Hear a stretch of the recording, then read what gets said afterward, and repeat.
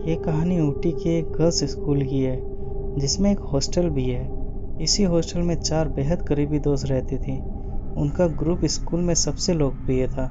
कोई पढ़ाई में टॉपर थी, कोई सिंगिंग में माहिर और कोई खेलकूद में बेमिसाल।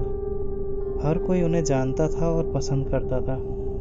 कुछ ही समय बाद स्कूल में मेयर की बेटी एडमिशन लेती है। अब वो मेयर की बेटी थी, ऊपर से वो पढ़ाई और खेल दोनों में अव्वल। धीरे धीरे सभी उसकी तरफ आकर्षित होने लगे। स्टूडेंट्स से लेकर टीचर्स तक सब उसकी तारीफ करने लगे और उसे प्रायोरिटी देने लगे। ये देखकर उन चारों दोस्तों को जलन होने लगी।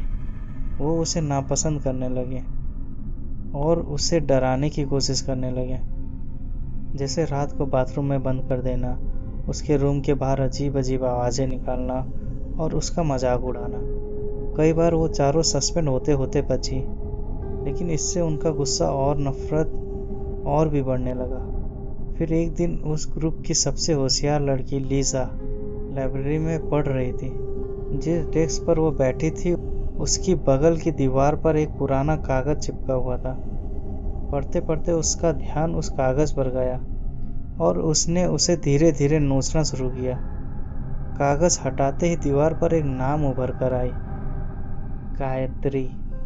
लीजा ने तुरंत लाइब्रेरी के मैम से पूछा, मैम ये गायत्री कौन है? मैम कुछ देर चुप रही और फिर बोली, जहाँ तुम बैठी हो ना, वही 4 साल पहले गायत्री बैठा करती थी। लीजा ने उत्साह से पूछा, फिर अब वो कहाँ है? मैम ने धीमे आवाज में एक कहानी सुनाई। 4 साल पहले की बात है। फाइनल एग्जाम सर पर थे और उसी दौरान गायत्री की माँ का देहांत हो गया।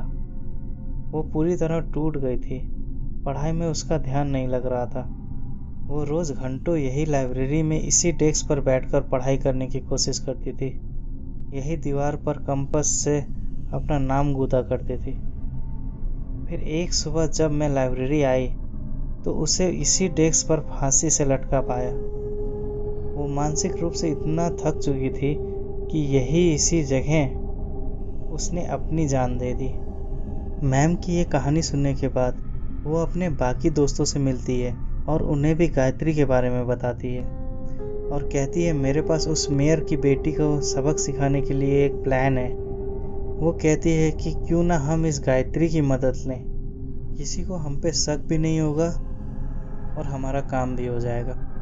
ये सुनने के बाद बाकी दोस्त तैयार तो हो जाते हैं, लेकिन उन्हें ये नहीं मालूम था कि जो वो करने जा रहे हैं वो उन पर ही भारी पड़ जाएगा।